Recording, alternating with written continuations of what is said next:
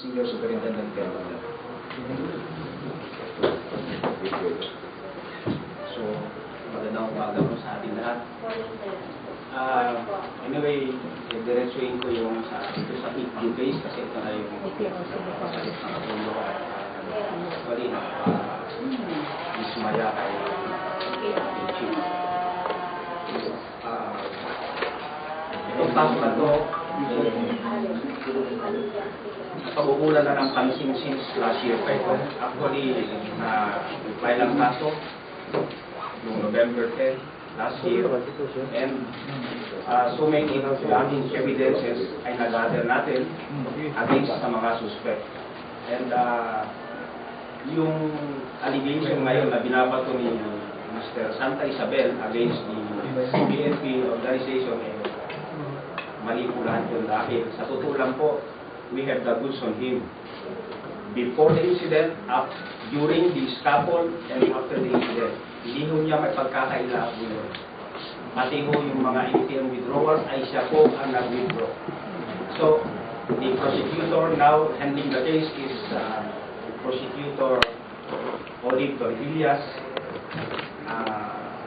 replacing the old one. Kasi ang ginawa ko ng pulis na ito ay imbes na harapin ang kaso na sinasabi niya siya inosente, ang ginawa niya, umupa po ng 2 abogado. At ang unang ginawa niya is to nag-motion for inhibition para i-delay ang kaso. Because he knows pretty well na talagang nakalaksin siya dito sa kaso na ito. At ginamit niya kasi, ang pagkakamali niya, ay ginamit niya ang sarili nilang sasakyan po ng pamilya nila. So, ngayon, siya pa ang matapang na nagsasabi na ni-frame up siya o binabaliktad siya ng kapulisan, yung organisasyon niya. Yun po yung absence po dito sa kaso nito. So, hopefully, ito, diretso ang kaso and we are looking for some cohorts in here. Hindi lang po siya mag-isa. Marami na po kami and ongoing ho at aggressive po yung operation na ginagawa namin ngayon kasi ito na po yung talagang standing order ni Chief PNP. And the prime and foremost is yung safe release talaga po ng biktima at inaalala po natin dito sa ginagawa natin investigation. So, yun lang po. Sir, there's still proof of life. As of now, we hope, ang sabi nga ni Chief, we hope and pray na meron. Pero right now, you don't see any sign.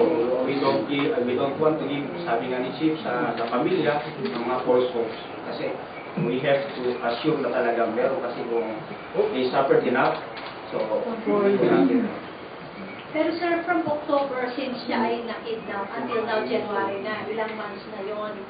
So, paano natin i-assure yung family na yung victim is nasa kabuting kalagayan na yun?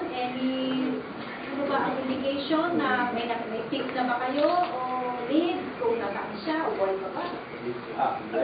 Yung mga operational matters meron kami, pero hindi po namin pwedeng discuss kasi nga very intricate po yung situation is either, alam niyo naman ako, police ang involved, baka mamaya, alam niyo na, this will endanger talaga. Yun po ang iniingatan po natin dito. Yung sana po, buhay pa, if less po, let's say.